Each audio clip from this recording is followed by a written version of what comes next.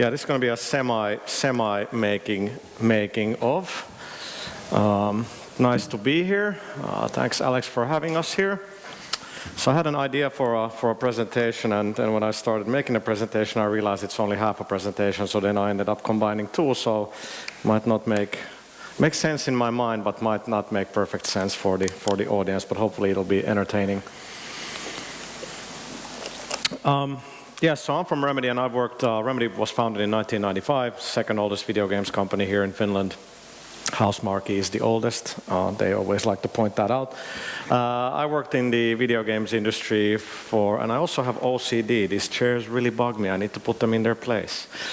So I worked in the video games industry for about 20 years, almost. And recently I got to start thinking how sort of, if I go back to like early 2000, like whatever turned into the IGDA meeting here was like 15 people at a bar in Punavuori, and games were kind of the outlier, but now games are kind of one of the biggest things going on in Finland right now. Now games in general tend to sort of be at the crossroads of all sorts of entertainment, as I will try to explain to you. I think games really are kind of almost everywhere.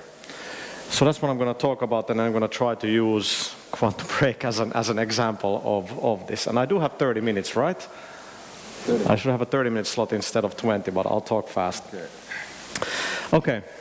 So these guys, if you're Finnish, you might know them. So this is Lakko and Herba. They're two YouTubers, the new breed, young men, or I should say they're boys on their way to becoming men.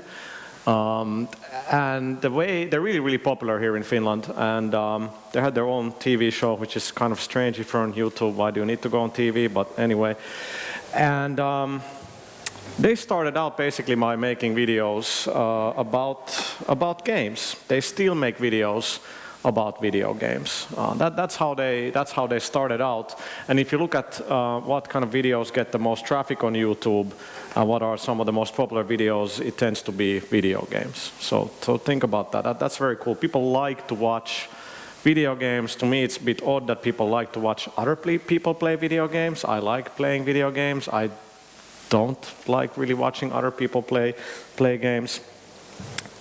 Then Helsinki Red, so it's the second ice hockey team here, or I should say there's two ice hockey teams in the main league in the capital area, and I think they're very old-fashioned. They're very sort of proud of that in their advertising. They sell to sort of a very particular audience, but they're also surprisingly forward-thinking. So they have an actual esports team who play Overwatch. So I think it's interesting that a very traditional sport like ice hockey, and especially a team that's kind of very sort of old school oriented, is building like an esports team, and they're branded it pretty well, and and all that. So, and then what do people really want to watch these days? I remember when I was a lot younger, Thursday 8 o'clock evening, the entire house shuts down. Dallas is on, like we all sit in front of the TV and watch that. And nowadays, as I'm sure you know, the younger audience watches what they watch whenever they want to watch it, right? So even though like League of Legends final is at a certain time, it still doesn't matter when do you sort of tune into the broadcast. And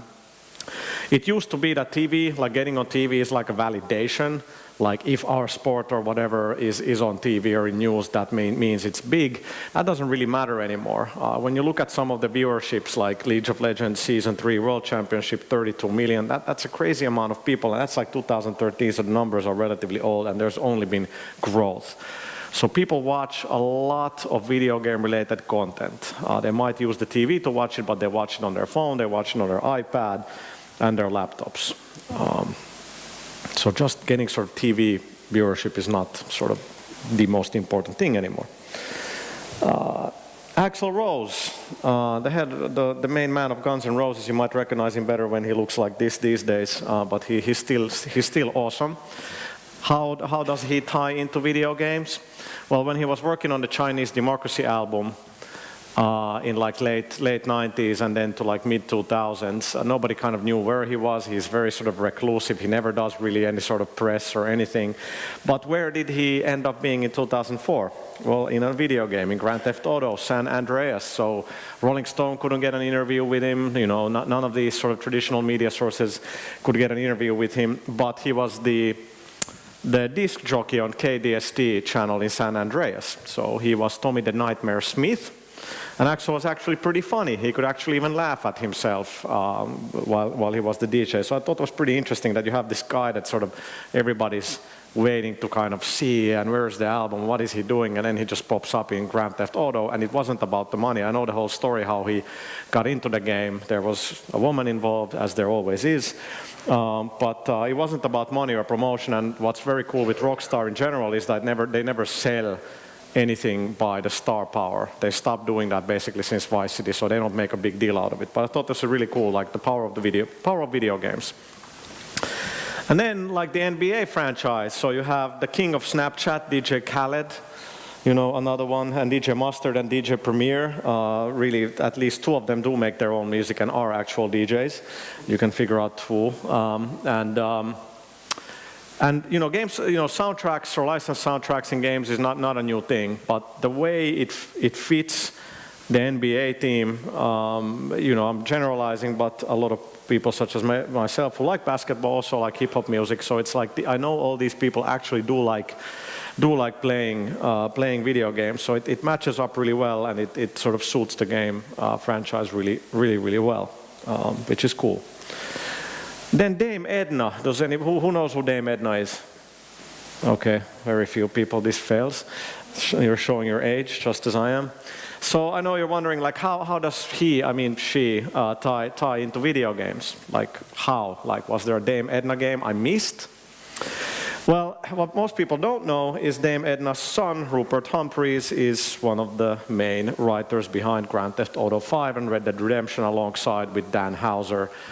And he's actually been a big influence on Rockstar's games in the last 10 years, so I know that's kind of stretching it, but again, somebody interesting involved in video games. And Westworld, I think this was last year, the TV show everybody talked about, since there was, you know, Game of Thrones was on hiatus and all that, and Westworld was something everybody talked about. And it was a very good show. But what were the headlines on Westworld? Westworld's creators were inspired by Red Dead Redemption and BioShock. So we're getting to an age where people who write really cool TV shows and movies are the ones that are like us. They grew up playing video games. They experienced video game stories. Is Westworld really about video games? Well, yes, it is. You're in a virtual world. We're playing games. So it is. That's actually a really good article on both Polygon and Rolling Stone, worth looking up. Good writing. Then you have Fast and the Furious. Now I feel bad about this, but let's be honest, where else? I mean, the plot lines of the movies in the Fast and the Furious franchise are so bad that surely they came from video games. So that's a sort of negative influence we've had on movies. So now I'm trying to like tie this together with Remedy and Quantum Break in some way. So that's the cover of Game Informer before our game launched in April 2016. Game Informer is a print magazine, and it's the fourth biggest magazine in the United States. It's got over 7 million readers. For comparison, Playboy has less than 200,000, granted, seeing nudity is a lot easier and cheaper online these days. But Rolling Stone, Variety, GQ, they don't even get close. They don't even get to 1 million. Game Informer is 7 million. It's one of the biggest magazines there is, period. And it's about video games. 7 million, think about that. So we got to do, we got a cover story in Game Informer, which was really great, because that was a key marketing beat, obviously, for us in the US for the game. But it's fascinating. I mean, I used to work as a journalist for a long time, and I like print a lot. So I'm glad to see that these guys are still doing well, and print does matter. But it's kind of mind-blowing, like how many people read this magazine. It's like you can go on Wikipedia and Google and read a little bit about it. It's interesting to see like what the list of like top 20 American magazines are. So even like tabloids like People and US Weekly and so on are left far behind. So then about Quantum Break, like how did our game kind of tie together with some of this stuff? So let's watch a trailer first, and let's hope there is sound. Yes, there is.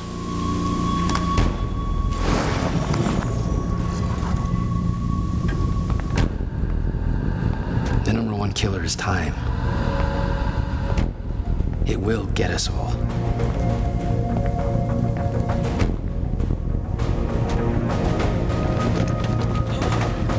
But what do you want to know? How I gained superpowers? How time broke?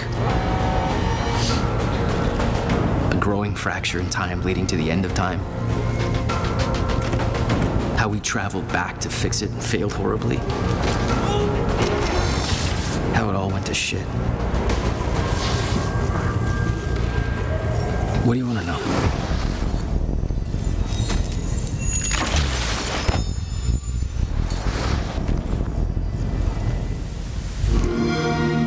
And there we go, blatant advertising.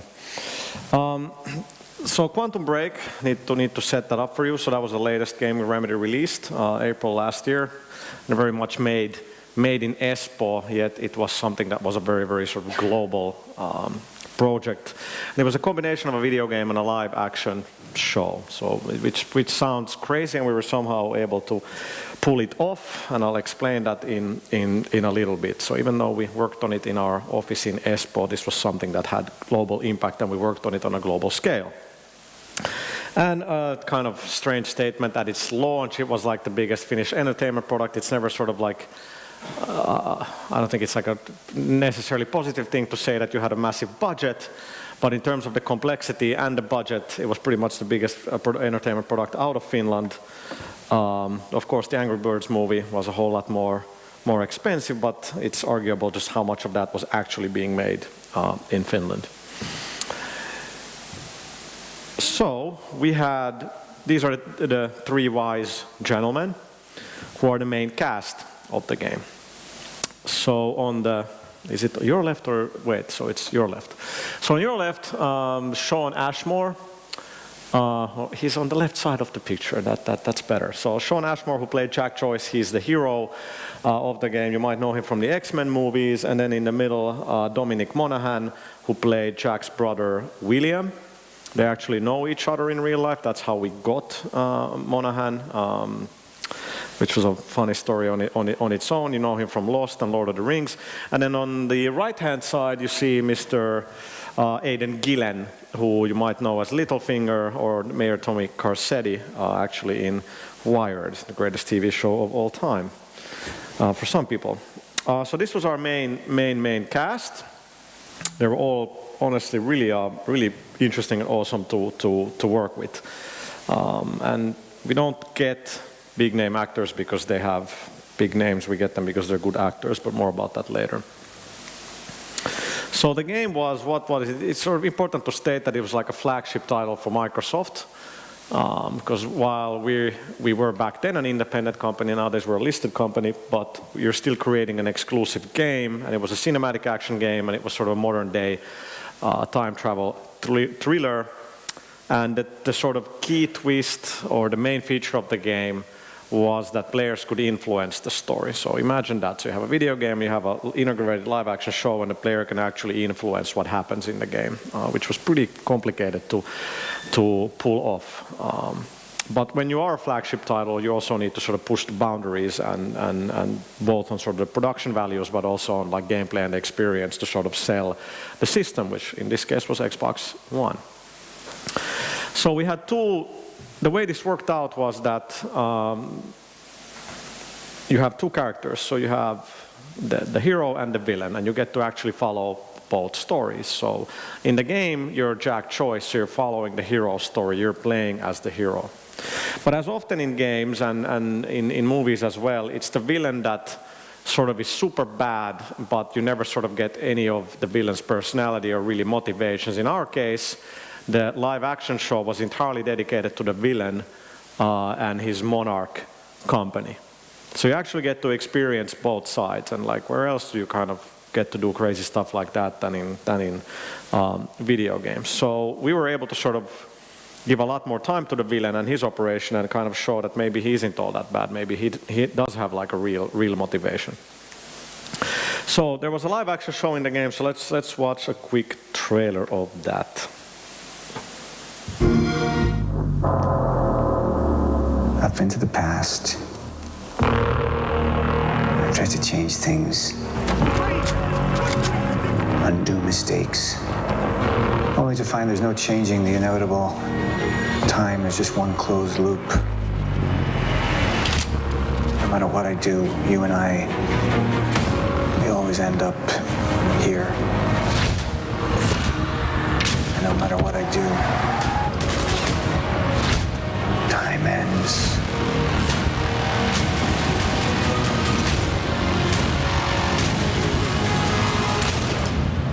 In everything you've seen, do I stop before you're dead? And I just had to freeze the image there. Look at those beautiful blue eyes. Such a gorgeous man. So a little bit about, well, it says TV show, but we like to talk about it as a live action show because talking about TV show, which it was very confusing for people. This was not something that was on Netflix or Viaplay or anywhere. It's actually inside the game. Sure, it streams, but it's still in the game. So the events of the game and the live action, they tie together, like they coexist. Something happens in the game that might be reflected in the live action show and so on. The show was made by Live Pro Productions out in LA with Microsoft, with sort of our creative vision, but it was still very much the publisher's baby. And there was 4 approximately 20-minute episodes in the game. But as I mentioned, you could influence the story, so that actually means that there was actually 48 variations on the 4 episodes, which makes for a hell of an Excel file. And the show was filmed in Atlanta, so while we were beavering away over in Espoo, and we were like overlooking all these things creatively, but the show was being shot in Atlanta, and so that was also quite the struggle. So building it all, just to give you some background again, so the production started around 2011, so it was a long project, took almost 5 to 6 years. And when you start making the game, there is no Xbox One. There's Xbox One on paper and a lot of promises what it can be technically, and we're trying to like sort of take that into account. And by that, we also grew. By the time Remedy shipped Alan Wake, the company was about 50 people. During the making of Quantum Break, the company grew to 130 people, which is extremely painful if you have to go through it. Like, you just can't, like, you have to have very different kind of organization, information flow, all these things. So we're trying to figure out this very complicated game, and then also building all the technology while we're making the game. So we made life very, very difficult for ourselves. Publisher strategy changes reflected in the product. So that's what I'm mentioning, is like, it's nice to be a flagship game because that means you have a pretty sizable budget and a lot of people get to see your game, which is great.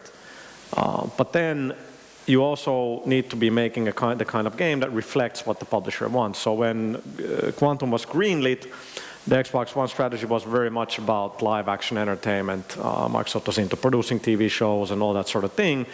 And we fit very well into that. So, but a year after Xbox One was available on the market, they completely started focusing on games, and they basically shut down anything that had to do something with live action and all that, which to me, like, you know, it's a games machine first and foremost, but it's, we were lucky that we were able to sort of survive through all of those changes.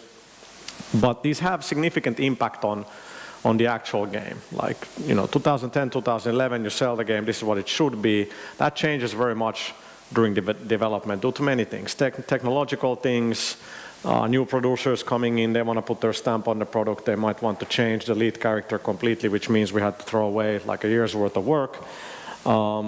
Everybody wants to make the product as good as it can, but it can be a struggle for sure. So while we get that nice budget and we get a lot of global visibility, we're also giving away creative control. And then, you remember, like, who's played Final Fantasy VII? Okay, and you know that one character dies and we're all crying, but in games it used to be, games had to tell us how to feel, right? I mean, we make story-driven games, we make memorable characters, we make very story-driven games, we have a lot of drama.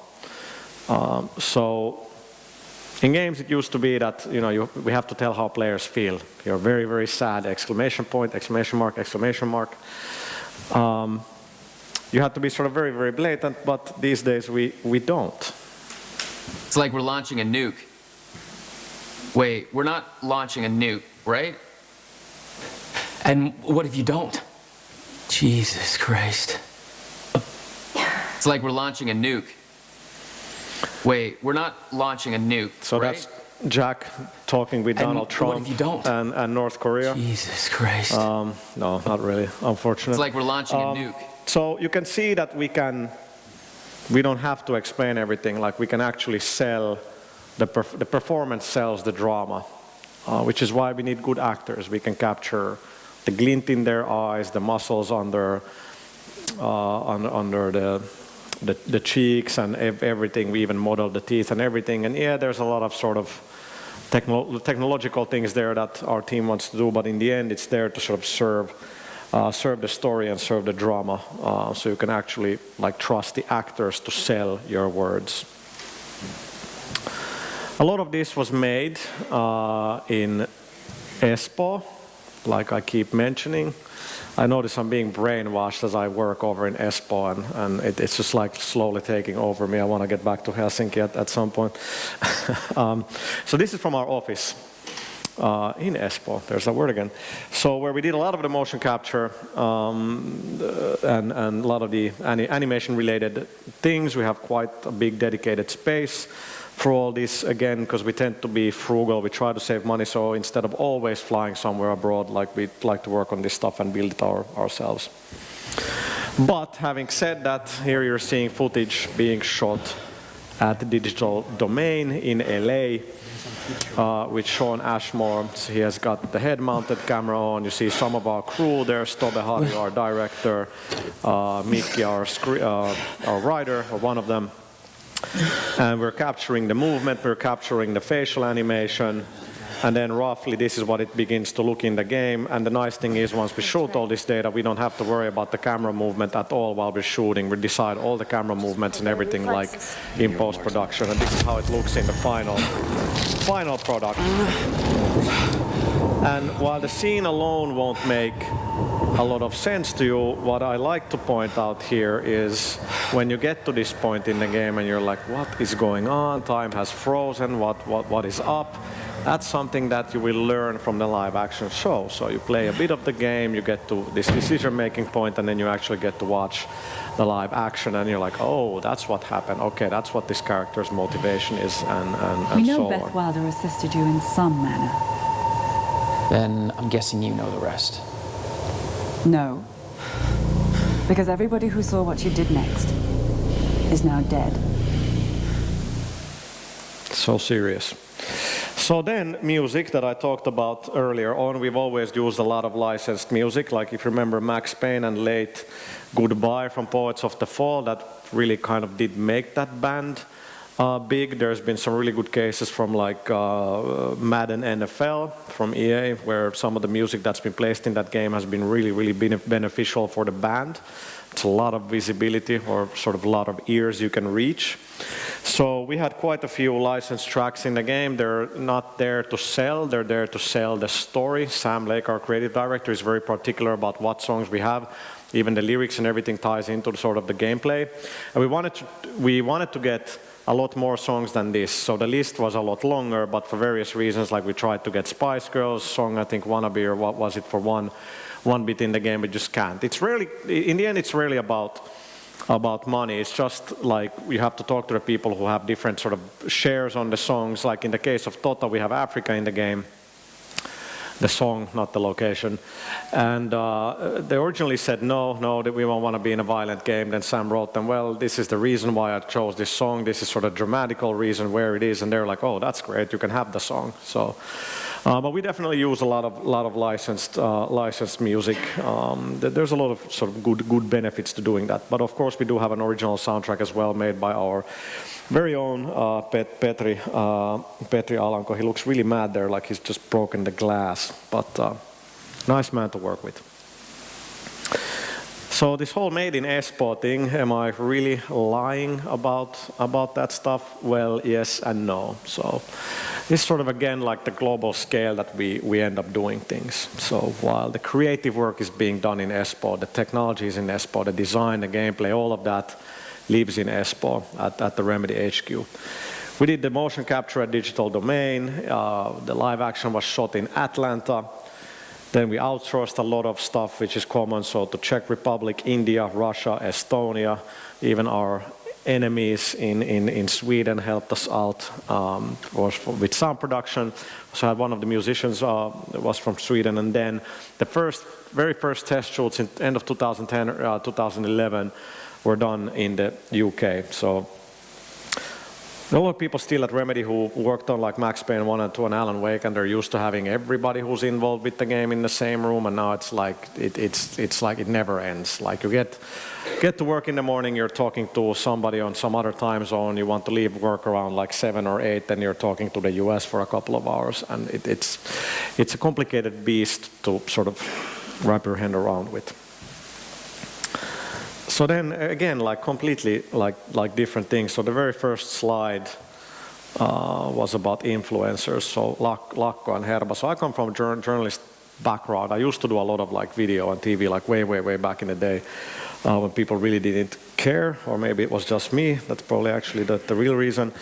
But it seems to be that now, like, influencers, YouTubers, and streamers tend to be the sort of go-to thing when you want to sell your games, but it's also very much down to what kind of game you have. Like, it's entirely about the product and who is suitable. So this was an interesting thing for me, because we did get quite a lot of love from various YouTubers. I originally had PewDiePie here, but he's a little bit toxic these days, so I did remove him, but he did do couple of videos on the game back at launch, and he did them just because he liked the game. Like, we didn't have to pay anything. We couldn't even have afforded him back then. Pretty sure he's a lot cheaper these days. So on launch day, you're watching these, and I met a lot of these streamers. They're all very young, and they really like games. So we're watching on launch day the streaming and everything, and we're like, there's people commenting, they're watching, oh, that was a great game, like took 8 hours, now I saw the story, I don't need to buy it. Okay, now I'm getting nervous, very important man just showed up on the front row, very nice. He's gonna talk later on. I just noticed when I looked at the schedule, like towards the end of the day, it says superstar session. He's one of them. I'm just like a regular session. I'm hoping to elevate myself like later on to get to that sort of status. So I'm very grateful. So that there's so many of you here. Anyway, back to the program at hand. So we did get a lot of love from streamers and YouTubers, but our game definitely wasn't the kind of game that would work well, because like you can literally watch the story from beginning to the end, and they're like, okay, I don't need to buy that, which is like the other end of the scale is Destiny and Call of Duty, where a lot of the marketing is entirely now down to influencers, because there's people who are good at talking about weapon updates and balancing and how to best play the game, what is, speed running, all these things. So you have to have the right kind of product. Pretty much the only thing we were able to do for like influencers was we had an audio setting in the game that turned off licensed music, because people who play Alan Wake, it's full of licensed music, then they get banned from YouTube, then they email me, and then I can't help them, and that sucks. So that's definitely one good thing we're able to do for them in the game. And definitely our next game, we're thinking a whole lot more about how this stuff works. So any takeaways about this sort of presentation that was all over the place? I think the obvious is video games are part of popular culture and entertainment. I think a lot of people in the games industry like completely forget that. Like, we're way too insular. We're at our own events, we talk amongst ourselves, but we don't talk enough with other entertainment industries. We used to be envious them, trust me, they're a lot more envious of us, like in terms of who we can reach. We have interactive experiences, all this stuff, but we're way too insular. We're also a little bit maybe too humble in some cases. Like, the best things I've learned really, I mean, if you think about the music industry, they struggle with the same thing as especially mobile games. How do you stand out? How do you get that download? Sure, like Spotify is 10 euros a month, it's cheap, and game downloads are free, but it's the exact same thing. There's way too much content, and how do you sort of reach people? So it's definitely worth learning. So we definitely could learn a lot more from each other. So I urge you to go to different events. Like, go to music industry conferences and go to like movie industry conferences. Like, you're definitely going to learn something. Creative people in general like to talk to each other, so you should do a whole lot more of that. And like games are not a small thing. That's one of my points. Games are really, really big. If you look at like how influencers are making a living out of game, how big soundtracks are, and all these things, like we need to be proud about what we're doing. And then the motto at Remedy, it's very, very hard to make games. And then the one final thing, you heard it here first. We're working on a hip-hop album. We're going to break brand new ground. We're going to do it. It's been a long time coming. Maybe I'm kidding, maybe I'm not. Thank you very much. I hope you got something out of this. Thank you.